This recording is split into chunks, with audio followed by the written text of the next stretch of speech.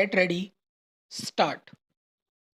Shri W. H. Khan, learned senior advocate appearing for the appellant in Special Appeal number 449 of 2011, contended that the order of District Inspector of Schools was liable to be set aside. Stop. He submits that there being two rival claimants regarding elections of the Committee of Management dated 31/10/2010, the District Inspector of Schools had no jurisdiction to adjudicate the dispute and he was obliged to make a reference to the regional level committee in accordance with the government orders dated 1912-2000 and 2010-2008. Stop. He further submits that the order of Honorable Single Judge dated 1/12/2010, by which this court directed the District Inspector of Schools to re examine the matter, cannot confer jurisdiction on the District Inspector of Schools, which was not otherwise available to him, and the District Inspector of Schools ought to have considered the question as to whether he was competent to decide the dispute or reference to regional level committee was necessary. Stop.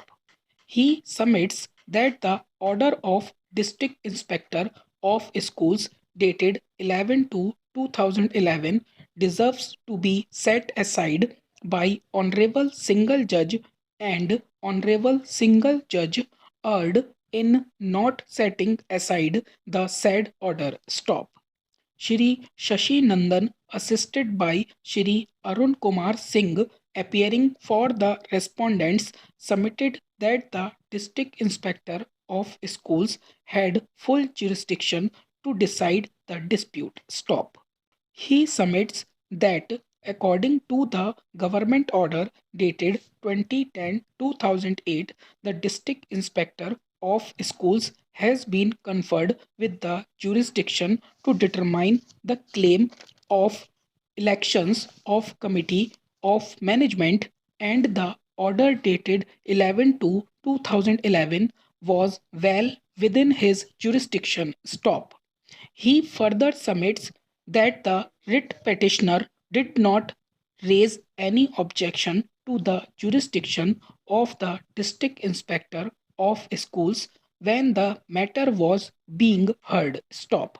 He further submits that in writ petition filed by the writ petitioner challenging the order of District Inspector of Schools dated 3/11/2010, no ground was taken that District Inspector of Schools had no jurisdiction to determine the dispute. Stop. He submits that in view of the directions of this court dated 1/12/2010, the District Inspector of Schools has to determine the dispute, and writ petitioner is not stopped from challenging the jurisdiction of District Inspector of Schools. Stop. The submissions of learned counsel for the parties center around to the issue as to whether in the facts of the present case the dispute of rival claims of management could have been decided by the District Inspector of Schools, or it was necessary for the District Inspector of Schools to refer the dispute before the regional level committee. Stop.